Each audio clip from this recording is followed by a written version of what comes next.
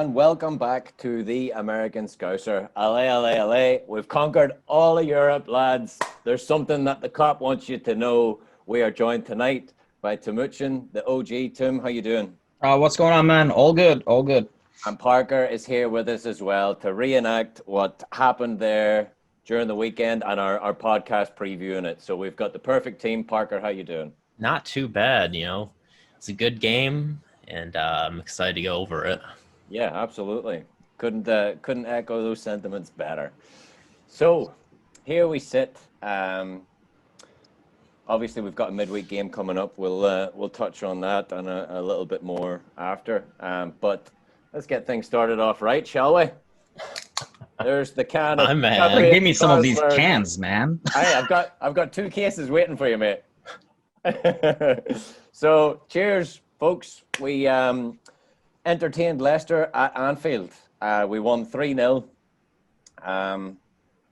Give us your thoughts, and then we'll dive into goal by goal and whatnot, because there's plenty of talking points in this game. So we're probably going to spend quite a bit of time talking about this game in particular because it was excellent. So what's your thoughts at 90 minutes? How overjoyed were you? Were you surprised? Parker, let's go to you first. Yeah, right at the start, I thought I was going to be right about my prediction of we were going to win on some I hate to interrupt fluky you goal so soon, but you were spot on. You had it right at 1-0. It was going to be a perfect 1-0. And then it all just went haywire, didn't it? Yeah, I'm all right with being wrong in that situation. Jota with a great goal from a great assist from Robbo, and finally Firmino scoring. So hopefully his little goal drought, his yips, whatever you want to call it, hopefully that's done, and we're ready to see back in form Bobby again, because I've definitely missed that as the American Scousers resident Bobby stan. Yeah, absolutely. Timuchin, how close were you to a heart attack in the opening 20-something minutes? I didn't even get close, man. That was pretty impressive. That by itself says a lot, I think. So absolutely, the warrior has returned. Yeah, and I was, they started really good. I don't know. There were like so many things to be pleased about throughout the game, and obviously that was kind of like a fluke goal, but you could almost tell it was coming one way or the other.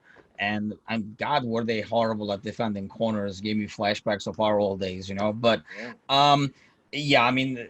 the overall play, how the back line kind of held up, but we'll talk about that. But I think that really was mainly due to the ridiculous pressing and running that was on up front. They never got a chance to look up when they got the ball to be able to, play those long balls to like Vardy and stuff like that. So, Bobby by itself, I could just not stop smiling once he scored, once I saw the celebrations and stuff like that. Got a little emotional. I was like, man, so happy for this guy. It's just like, plus the game he had. Not only because of the player he is and the guy he is, but on top of it, the game he had, the freaking, I don't even know, is that 1/8, 1/10, 1/100 of a freaking inch? Don't even talk to me about millimeters and inches. I'm done. Yeah, so that not going in the post, all kinds of crap happening. So that was very pleasing, and obviously it's a good win. Nothing like a good Leicester game. We had the same thing last year on like Boxing Day. Nothing like a good Leicester game to kind of say, hey, we're in good shape here. Absolutely. And like you were saying, it was an emotional time for Bobby. You could see the whole squad sort of galvanize around him when he scored and know what it meant to him, because he is the endless giver. He's does the Lord's work, so they say. But I have to admit, I sang his song extra hard when he scored. I'm just sick of all the people bad-mouthing him, and look, we won't get bogged down in all that too much, because you can. It's all too easily to get bogged down in the negativity of social media. But it was great to see the squad jump around him. So the first goal was scored by OG. Who is this OG fella, and can we buy him in January? One of my greatest you almost favorite had a players. brace in the second half. Yeah. Yeah, fair play. So, yeah, thanks to Johnny Evans, ex-Man United player, for that one. Also my countryman from the north of Ireland. So, thanks, Johnny. Come back anytime you want, mate. But in all seriousness, the goal was coming. But Parker, you kind of touched on the perfect ball by Robbo for number two. The pass scenario was, I think it was 30 or 31 passes or something completed before the goal, which I watched it in a time lapse or high speed video, and it's just brilliant watching the Leicester players get pulled out of position, and just the way we switch the ball from side to side, and then of course Robbo absolutely does Albrighton for dust. Sends him for a hot dog, sends him for the newspaper, sends him for a cup of tea as well, and then delivers the beautiful ball in. And it's almost like for a second you don't see Jota coming into that screen, and then all of a sudden, boom, he's there. What a great header! What a great player we have in both of those players, Robbo and Jota. Robbo was bought for 8 million. And he has 31 assists since then. That's more than any player in that time. Like, surely that's the best left back in the world, lads. Good Lord. That entire sequence, for people who don't understand, either like new to the game or maybe like, have followed it for a few years but never played it and stuff like that. Watching that sequence, maybe we can like throw the video along with the podcast too, but you see that ball moving left to right, and if you're not like, seeing the full picture, it looks like we're not getting anywhere, we're just passing sideways. But you kind of see that constant, like the Leicester defense shifting from side to side, and that's a lot of running. If you've ever defended against one of those teams, that gets exhausting pretty fast when you're like constantly shifting. It's not sprinting, but it's a lot of running, chasing people. And you see that defense shifting. And obviously, like we find the opening at the end and get the goal in. But horrible defending, but I might have to say, like, he didn't have to jump on Robo the way he did. But hey, thanks. Thanks again, I guess. He did the same favor last year when he dove into Mane. So, yeah. But a beautiful goal. The run in, Jota, what a player we have there in terms of how he fits the system, how hard that guy runs. Honestly, the key to me overall in terms of how well we played, especially when you look at like the defensive line.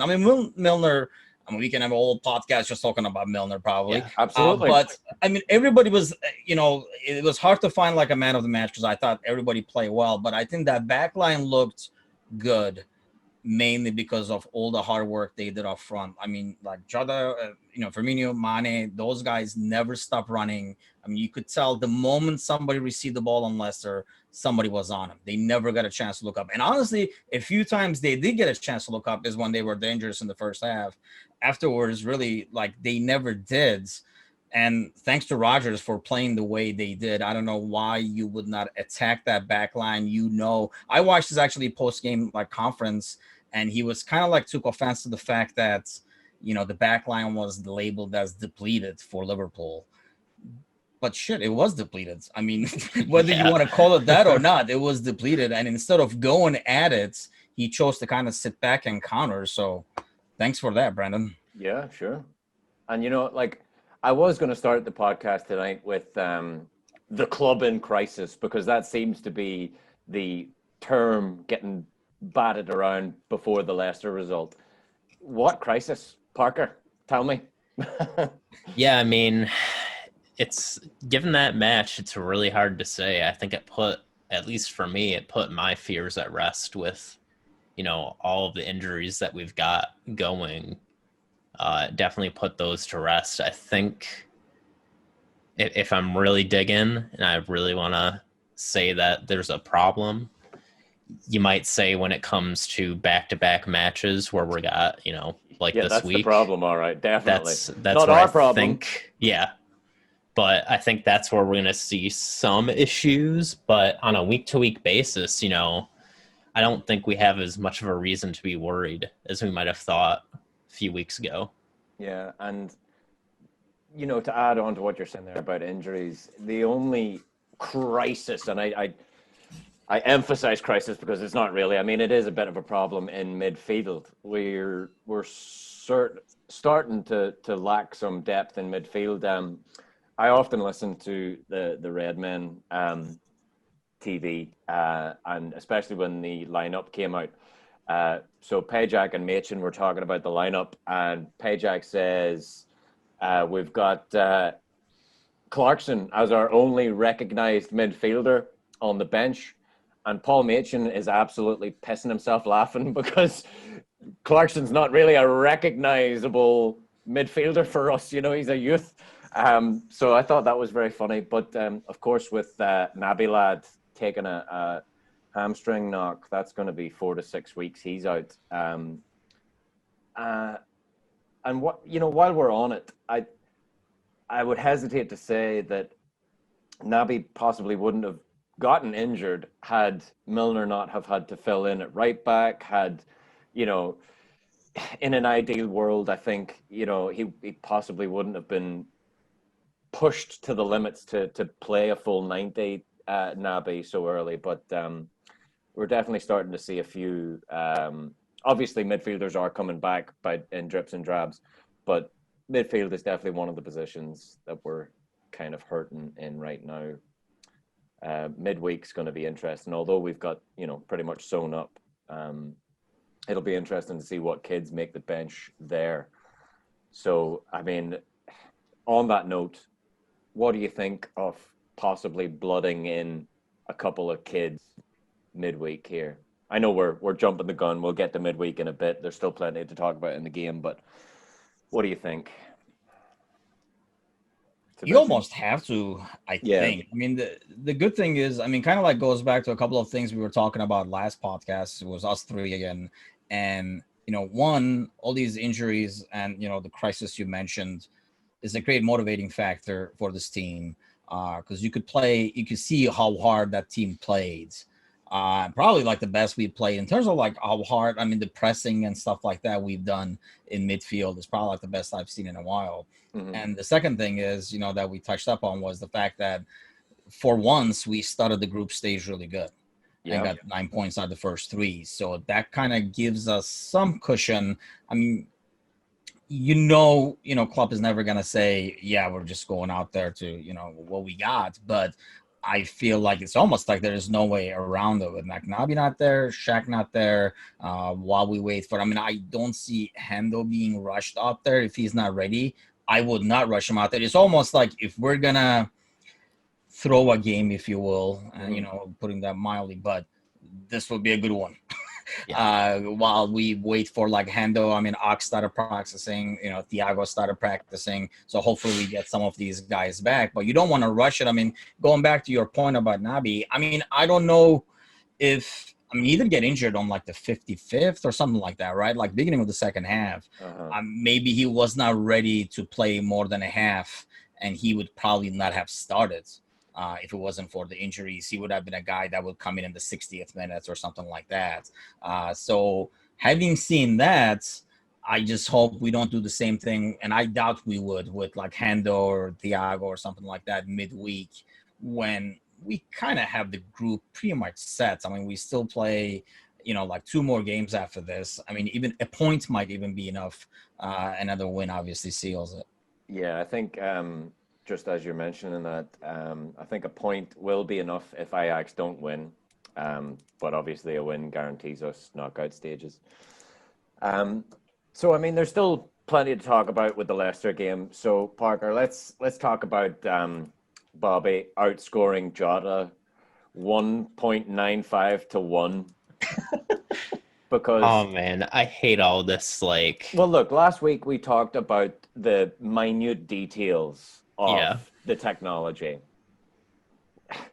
Did we shoot ourselves in the foot? Did we curse it? What happened there? I blame Was somebody Parker. listening to us? Have they hacked our Zoom? I mean, I think that one thing I've always been like really against, I guess, with soccer is I hate the fact that the entire ball has to cross the line. I think hockey is different where it's just got to break the line. It's just got to break in, and then even if just like a little teeny piece of it breaks, I could be wrong on that, but I think that's kind of more or less how it should be, is if you break the line. And again, if we really want to go back to the technology thing, we're at the point where they can put chips in the ball and have sensors in the goal. No questions about it, nothing. Mm-hmm. If it breaks that line, that, and it can be a one light particle wide line built into the goalkeeping net. Breaks that line, goal. Doesn't break that line, no goal. Keep it nice and simple, but I understand the rules are rules, and it sucks when 99% of the ball is over the line and that little half quarter inch isn't. But I mean, we still got the win, so yeah. So wait. So it's been like 4 days, and we've totally switched roles with Parker now, because I really have no problem. I mean, the goal line technology thing is probably one technology that even an old fart like me has no problem with, because we didn't stop the game and watch it for 5 minutes, right, to see if there was a blade of grass on this side or on that side and stuff like that. So I'm totally okay with that. I mean, it is what it is, because if you do it the other way, like you're saying, Parker, where, as long as it gets like past the line, well, then you're looking at it flip around. We wouldn't be like, oh, it was like 0.018 close to passing the line and stuff. So I don't think, the side of the line doesn't really make a difference. I'm totally okay with the goal line technology, and it is what it is. Sometimes it's in by a little bit. Unfortunately, we've had back to back over here where we're on the short side of things, but yeah, the thing I like about that technology, and I wish we kind of like implement the other stuff in the same format, is we're not stopping the entire world, stopping the game, looking at the video for 10 minutes, meanwhile cutting to commercial, coming back, and stuff like that other sports do, and sometimes even like VAR does. So I'm totally okay with the goal line technology as long as it works. What was the game that it didn't work last year? Was that Sheffield? Yeah, right. Game, right? Mm-hmm. So, and cost their team an allegation. So I don't like I say, I'm okay with that technology and how it works. Yeah, we just got screwed out of it. But the Sheffield game, they didn't have it turned on, right? Didn't they? Yeah. It was something like that. It was like right when we came back after like the project restarts, and there was something wrong with the stadium or whatever, like lighting or whatever. I can't remember what the reasoning behind it was, but it wasn't working, and that ball was clearly in, and it would have been a goal. That was awful. Yeah, I mean, that was Bournemouth, I believe, right? Who got screwed out of that goal? Yes. I believe you're right. Yeah, and they basically, I mean, essentially cost them being relegated, and we know how costly that is. Yeah, that's millions. Talking about the money involved and everything like that. But no, I mean, like I say, we just got. It is what it is. It's either a goal and it's not, and somehow, year after year, we're like half an inch short. And I don't recall an incident where it's the other way around, where we've had like a goal line technology that has been on our goal. In favor. I can't recall it, but I don't remember watching something where it was like not all the way in or like just a little bit in and stuff. But it is what it is. Luis Garcia, the ghost goal. Yeah. Yep. But I mean, it hasn't happened in like the recent years. Whereas obviously the City game comes to mind, sadly. Well, but, yeah. I mean, we've kind of like been on the other end of things a couple of times now in a back-to-back years. So. But I mean, it is what it is. It wasn't through. I was just so happy that at the end, it did freaking go all the way through. So absolutely, yeah. The post twice, and then he gets his goal in the 86th minute. I mean, I think I got, obviously, like we were saying, I got caught up in the celebrations, but I don't think I seen Bobby do his infamous karate kick when he scored. No, he was didn't. just mugged by everyone. Plus, he hasn't really been scoring a lot for Liverpool. Of course, he's been on the mark for Brazil, but I do miss that samurai kick. It's got to come back at some stage. It's the most calm I've ever seen Bobby after a goal. Yeah, absolutely. But seeing those big pearly whites was all it took for me to go absolutely mad. Yeah, you can almost see the cop wants you to know. Oh, it's great. But yeah, we've got a few stats here about the game from Opta Joe Stats talking about the Diogo goal. So his goal for Liverpool came after a sequence of 30 passes, like we were saying. Since Opta have started the data collection since 2006, 2007. This is the most passes in any build-up to a Premier League goal by Liverpool. So just goes to show again, we're breaking more records constantly. We went through the stat earlier already that since joining Liverpool for 8 million, the start of 2017, Andy Robertson has given more assists than any other defender in Europe's top 5 divisions. That's 31 assists.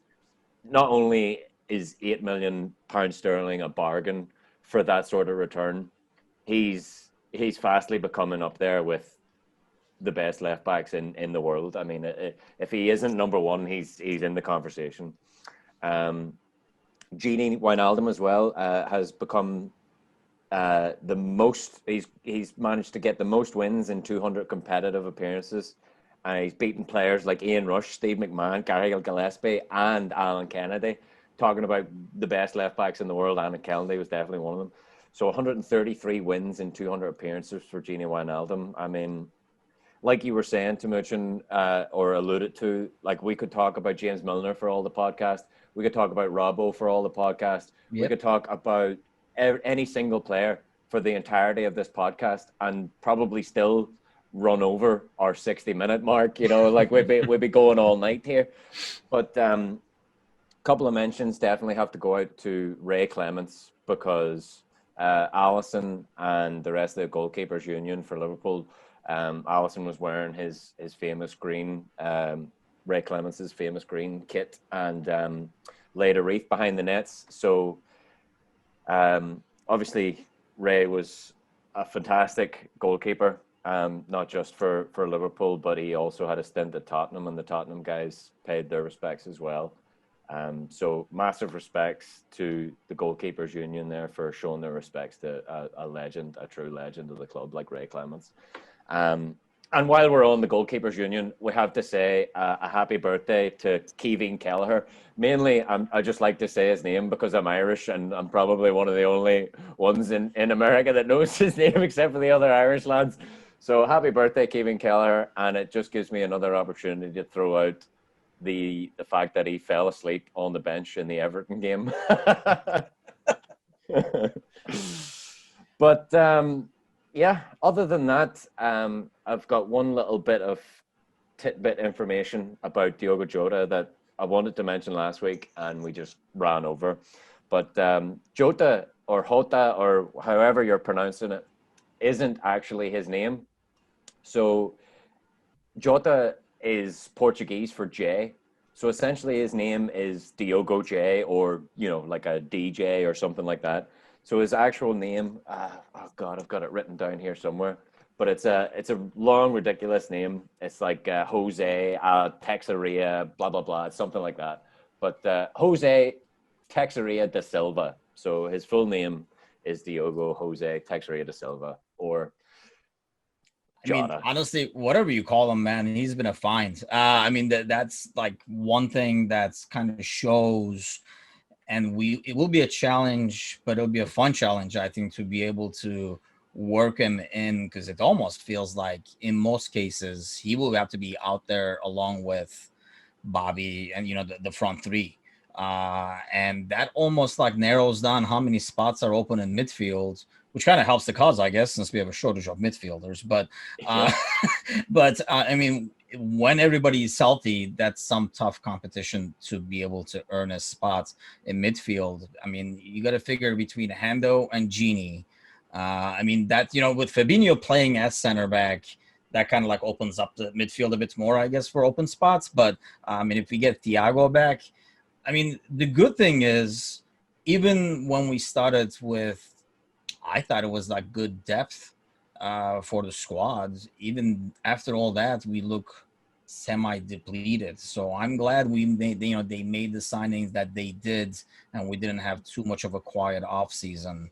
And I mean, you use these kids. I mean, look at Curtis. I mean, that's another one probably we can talk about for a long time. I mean, he had an amazing game. The confidence that kid has, sometimes, like to the point where it's overconfidence, but heck, I mean, we forget because of the way he plays and maybe how long he's been around. almost like Trent, we forget how young he is. I mean, the kid is 19. 19 and he did is not look like a ridiculous. 19-year-old kid playing. No, he was grabbing the ball off Vardy. You know, he was not only just grabbing the ball, he was shoving him out of the way. You know, I forget what it was Klopp told him to do or something a couple of weeks back. He said, defend like a madman, attack like a scouser or something like that. And I just thought that is brilliant. Like that's Curtis Jones there in a nutshell, you know. But yeah, I mean, Parker, Curtis Jones, 19. Put yourself. You're a bit closer to his age. Put yourself in his shoes. You know, it blows me away how some of these kids play and just the absolute maturity out of them. I mean, I'm only 25, so it's not like I'm that much older than him or even Trent. But like, you know, I think of what I was like when I was 19 or when I think Trent's 21 or 22. Yeah. You know, and think, okay, if I had the world at my feet, if I was making the armloads of money that they're making, thinking about what I would have done versus what they're doing. And, you know, I just got a lot of respect for that, you know, when young talent aren't, for lack of a better term, dickheads about it. Yeah. And they're still hungry, you know? Yeah. It's not, and, you know, I heard one of the match commentators say something like about Jota. You know, a lot of players seem to think when they've got the signing and they arrive at Liverpool, like, oh, you know, I've made it big, and then, you know, the desire, the will, the hunger kind of goes out of them. Like maybe the transfer or the club is too big for them. Certainly not for the Scousers that come through the academy. They know exactly what it means, but it's not for Jota either, you know. And he's proven the fact that the desire to not only make it in the team, but to break into the first 11. You know, it's testament and tantamount to it, just the ethos that's running through the club. You know, and it's nobody takes anything for granted. You know, James Milner's the oldest one there, and he is kicking ass every day in training. You know, that's just, there's no days off, which is great to see. I mean, the guy has a door named for him, for God's sakes, you know. But I think the key thing is, I think like Robbie was talking about this after the game on like NBC Sports. It's about, you know, like the overall tone set. You know, going back to what Parker was saying, you need somebody to keep you in line, and you need somebody to kind of, I don't want to say put you in your place, but, you know, treat you as, you know, like as a mature player, but at the same time show you the right way and kind of like shift you back in when you're kind of like straying. You know how they have these sensors now when you're kind of like sliding off your lane and starts beeping? Yep. You need somebody like that.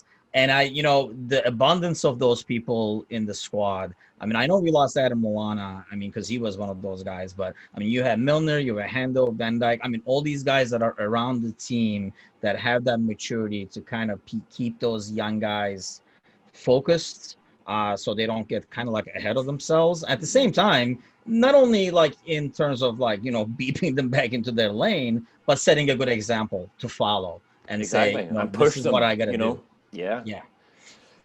I mean, look, we've covered the game. Let's just say that. Like we could sit here and talk about the performance because it was fantastic. If you do need to read any more about the game, our great lads, our great bloggers on the website there. We've got Paul Bickler with his player ratings, and you've got the weekly after game corner taken quickly from Barack. So there's plenty to read there if you're in need of more beautiful American Scouser content. We have you covered. Head to the website americanscouser.com. We'll post the links up and all the rest for you lovely fine people. So yeah, I think we've pretty much nailed the game on the head. Just great to come away with another win, but we can't relax too much because it's Atalanta, or yeah, either way. We've extra A in there. We've got Champions League at Anfield on Wednesday night. As we sort of touched upon earlier, because of our excellent progress in the Champions League, we can kind of take a deep breath and collect our thoughts. So there we go. I've just done it. And done, yeah. And we go again. So, yeah, I mean, they're traveling to us. It's a game at Anfield under the lights without the crowd. What do you think, lads? Can we afford to take our foot off the gas and maybe hope for a draw and hope Ajax do us a favor and we progress through anyway? Or do you think the fringe and youth players can get us over the line? Because we trounced them 5-0, didn't we? I think it'll be a nice, healthy mix is what I'm expecting. I mean, there'll be some. I mean, I would think maybe Nathan Phillips will be back out there. Oh no, wait. Who's the Champions League? Yeah, he can't. Is it Reese can play? Correct. Yes. Yeah. So I mean, I would expect some kind of a rotation, but still a fine balance. Knowing Klopp, knowing the mentality, because you don't just switch the mentality for a week or a midweek and then switch it back on again for the weekend. So I would think, though, there has to be some rotation. You would think Mo will be back in there. I don't know if we'll rest maybe Mane or Bobby, or maybe Jota, because he had a couple of knocks throughout the game. He was being thrown around a little bit. So, but you would think there'll be some kind of rotation. I don't think you can change how you play. Obviously, you're going to have maybe not as much quality out there as you would. It's less experience, but I mean, you just do what you do, and hopefully that's how you gain experience too. Yeah, hopefully your squad depth and quality is good enough to be able to keep up. But I would think we're going to see some of these younger kids out there getting some minutes, and that's fine. I mean, you got a game coming up again in 3 days, so you can't just throw everybody out there and wear these guys down, because I mean, that's how these muscle injuries happen in the first place. Did you guys see Klopp just freaking lose his shit? Yeah, an 8-minute interview. 8-minute interview. And Sky Sports completely cut him off. They weren't having what he was trying to say, because, I heard somebody say, oh, it was a rant. It wasn't a rant. It was look, we all know the man. It's calm, calculated. He wasn't spouting off the mouth for the sake of it. He had a point to prove and a point to say. And even the English interviewer, kind of tried to interject and back his own back and say, oh no, you're right, Klopp, you're right, and we are listening to you, but you're not. He says, Klopp just comes in, but you're not. This is a decision that should be made at a desk, which, as far as I can tell, and I'm paraphrasing the man here. As far as I can tell, that's an easy thing to do, because he makes them all the time at a desk, But he's absolutely right. And if you haven't seen the 8-minute interview, go and do yourself a favor. It's box office Klopp. It's primetime Klopp, taking no shit, and he's got a bunch of names in his back pocket, and he's just adding to that list. Anybody's getting in the way, don't step in front of that man. Yeah, it was more like he wasn't buying the bullshit excuses back that was being fed, and he was kind of just he's I'm not buying it. Mm-hmm. And I mean, he's right, and sadly it's all about money. I don't really see it changing. They could probably do better with scheduling and stuff like that, and maybe at least make it the afternoon game and stuff, which he was mainly after. But yeah, I mean, he's right too. That's why all these injuries are coming across. I mean, I freaking, saw a couple of interviews where they were criticizing basically Pep and Klopp talking about, wanting 5 substitutions, when during the game they only used 1 or 2 or whatever. But I was that's because your squad is already depleted, and we're only in November. And your squad is, I mean, both sides, them as well. I mean, any team that has the Champions League games obviously is going to hurt more, because we get to play every 3 days, sometimes 2 days, whereas, regular Premier League teams play once a week, because they don't, we haven't had the League Cup or FA Cup in a while too. So, yeah, I mean, I don't blame him for going apeshit. I mean, you can just imagine every week he has to. I mean, we're talking about the Champions League game, and we have no idea. I mean, if we try to make a lineup, good luck with that, because we don't even know who's available. And the sad thing is, he doesn't know who's available either until he hears back from the medical team. Yeah, and I mean, we do have the 5 subs, obviously, in the Champions League. Yep. But, you know, a thing that Klopp was saying in that 8-minute long interview was, you know, pre-COVID, Klopp would usually make his first substitution usually around the 60th minute mark. Yep. And he would always manage the game very well. Like there'd always be, you know, if we needed to waste any time around the 85th minute, he was always good at throwing on a sub then. After COVID, and he mentioned it in the interview, like I said, he said, the reason why we're not making substitutes now so early is because we're waiting for a player to get injured. Yep. We're waiting for a player to go down. We're waiting for something to happen because you see it all over the game. And he said himself, he was like, Piqué had a terrible knee injury. Somebody else for England had a terrible knee injury over the weekend. And Klopp was accused almost of not, or talking solely about Liverpool players. He said he's not. He's talking about footballers' well-being, you know? So, Parker, like, put yourself in the man's shoes, you know? Like, people are falling like flies. You've only got 3 subs to use. Then you go into a Champions League where you've got 5 subs to use all of a sudden. It must feel like a breath of fresh air. Yeah, I think it'd be a combination of that, and also I don't want to say it would throw me off a little bit, but that's kind of the best word I can think of, or the best phrase I can think of for it right now, because your day-to-day Premier League strategy is managing the 3 subs. Mm-hmm. Then you go into these Champions League games where it's like, okay, well, we got to totally rework the strategy. We got to totally rework the plan. And, I mean, they're professional managers. They should have no problem with that. Mm-hmm. But nonetheless, that's still just extra work. That's extra planning. That's extra on the tactic side of things. It's, for example, when you see what players are going to be the 5 subs this week, who's playing well in training, who's showing some steam, who's showing fit. Not much. Yeah, well, beyond that. Yeah. I think that's really where the difficulty is going to come, because I think just force of habit's going to go, okay, I need a top 3, and then it's, shit, there's 5. Yeah. I mean, I think that I didn't like the 5 at the start. I'll openly admit that. But now that I'm kind of seeing the results of what 3 does, I think we really need to bring 5 back. Yeah. And, going back to what Klopp was saying in that 8-minute interview, and we've touched on it already ourselves, we've got Brighton after that. Brighton and Hove Albion, and that's away.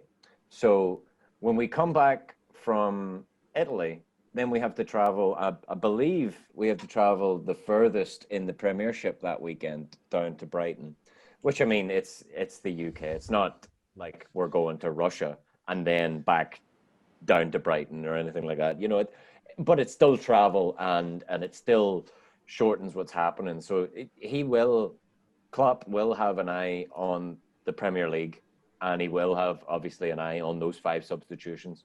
So it'll be interesting to see. And it just goes to show again, there's no rest for the wicked. It's straight into Champions League. Like, you can't rest on your laurels. You can't celebrate the Leicester win. You've got to already be thinking about Champions League. You've got to already have an eye on the back of your mind on Brighton on Saturday. So we've got a game on Wednesday and a game on Saturday, and that's what Klopp was complaining about. The COVID hit and everybody's plans were changed except for the scheduling and except for the football, and that was his point.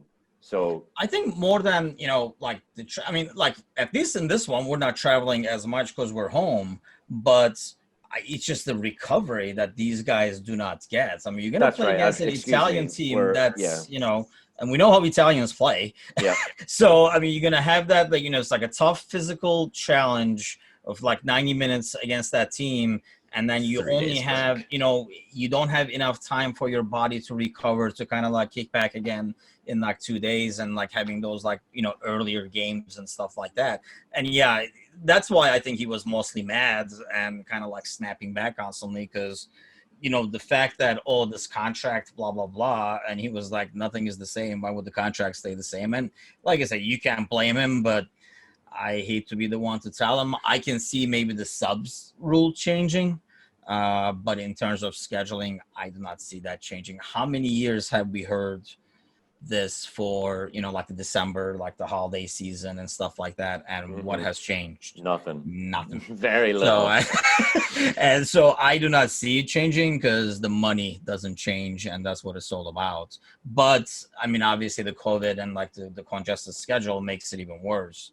And yeah, I think we're just gonna have to see how we come out of this in the next like 2-3 weeks. The biggest advantage we have, like, we talked about, is the fact that we won the first 3 games. Thank God. It's not a situation like the last 2 seasons with the Champions League where, we need the last 2 games, the very last game sometimes and stuff like that. So let's try it out there like the best 11 we can with, like you're saying, Jamie, like keeping an eye on like the weekend and making sure, like we have coverage there. But that's not how Klopp operates. I mean, no, you're right. Like, next game. That's how I operate, not the man himself. Yeah, yeah, that's probably how we would run it, and that's why we're probably doing this podcast and he's running Liverpool. Exactly. Yeah. But I mean, and that's the thing. It's just, because we're more worried about the next step constantly, and I'm sure he is on the back of his mind too. I think more importantly is somebody 100% ready to go.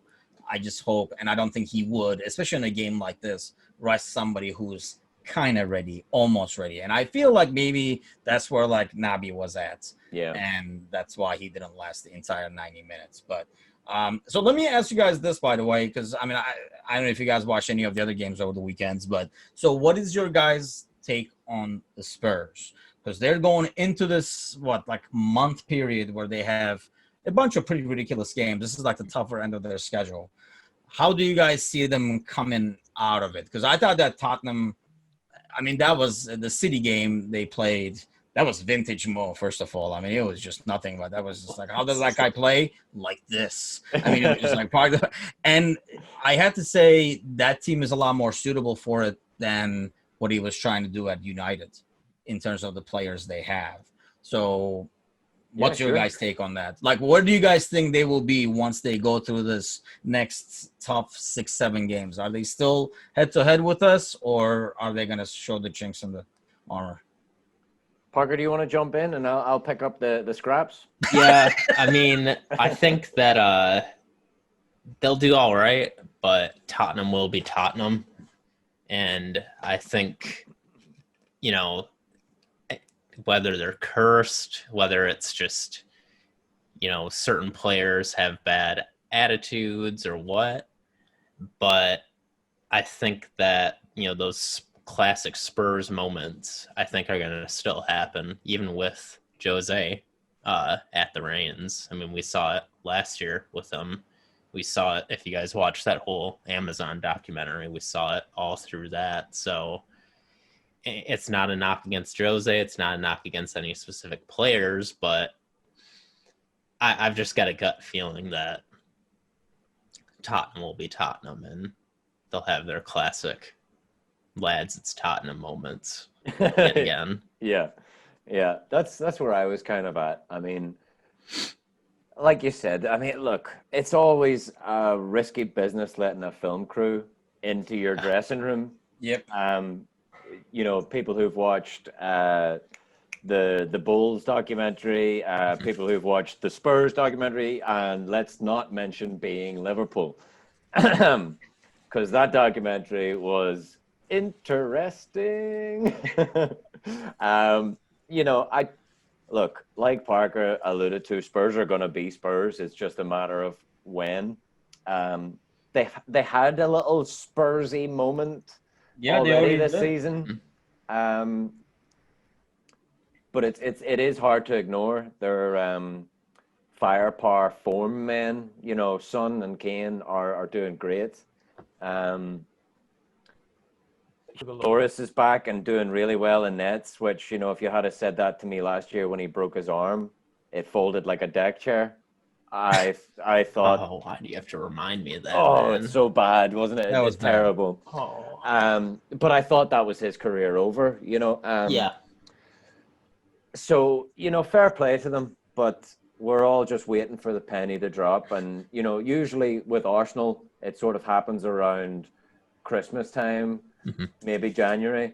Let's see when it happens for Spurs, their other London team. You know, like it's coming. You know, they're doing exceptionally well up front, but you know, it's only a matter of time.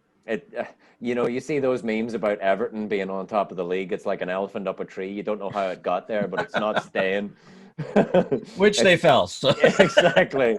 So, but you know, everybody's saying they're title challengers, so we'll let that ride until they're not anymore. So speaking of title challengers, let's flip the coin. Instead of like a team on the rise, team that's not looking as good in City.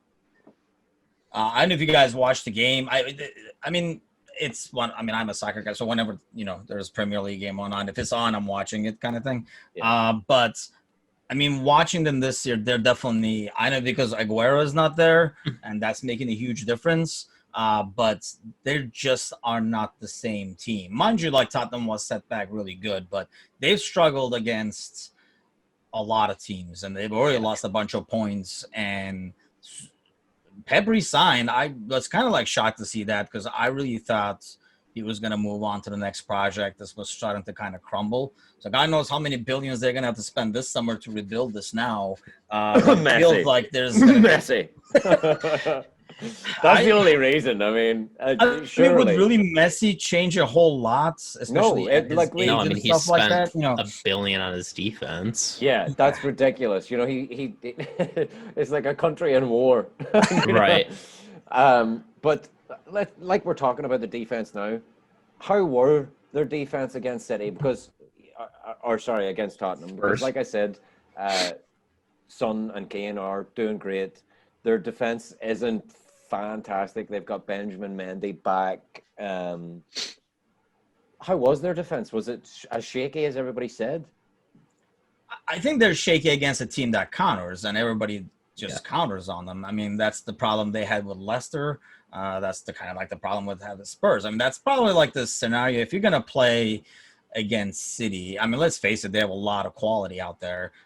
The smart way to go about it is, I mean, we're one of the few teams that has the balls to kind of go at them full speed. You know, we'd rather just go at them and have them defend and worry about us than the other way around. But not a lot of teams can do that because they can't press like we do and stuff like that. So for most teams, it's a matter of sitting back and then trying to hit them up on the counter. And that's when, like center backs play an important role.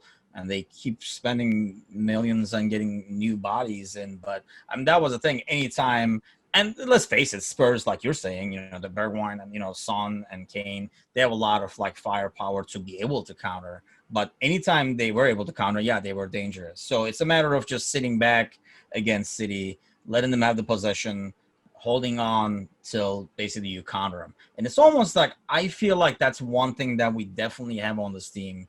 I mean, a lot of things, I guess, but this is what I see as the biggest difference is in terms of like the mentality of the players on the field. I feel like, I mean, maybe we're biased, but when you watch City and they get scored on or when things are not going right, I sense and see a lot more frustration or kind of like slightly going away from the game plan or over trying and stuff like that I don't see as much with us in terms of like sticking to the plan and doing the hard work and stuff like that. You watch them, I mean, this weekend, like you could kind of tell. I mean, and I watched the Leicester game and stuff too. And, we had the Villa game, that looked ugly too. But, overall, when you watch that team, I feel like when things are not going perfect, and in most cases, that offense is clicking and things are happening and stuff. But when it is not, when they start to get frustrated, it's a very easy team to get in the head of.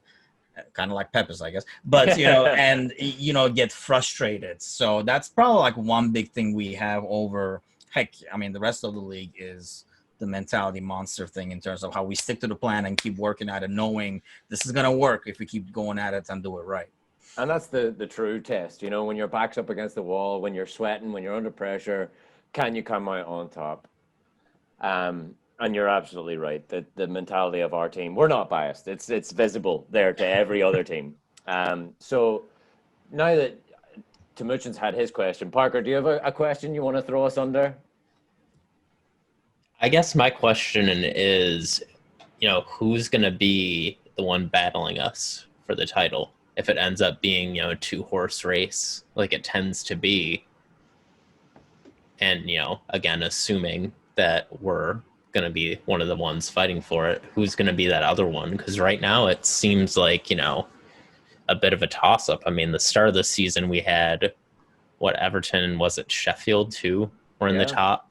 Like, we're tied for first. I mean, obviously stuff's changed since then, but just at the start, it's already been a bit of a wild card. So who's going to be the other person that's going to be fighting for first?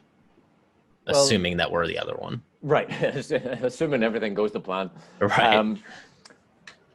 Well, you look at the table now. We're talking about Spurs, Chelsea, and Leicester. Southampton are only a point off, and they're having a great season. Despite what happened today, they drew today. Everton are having a great start as well. They're only 4 points off us, but you're really looking at the teams much lower. City are in 13th. 13th. That's mad.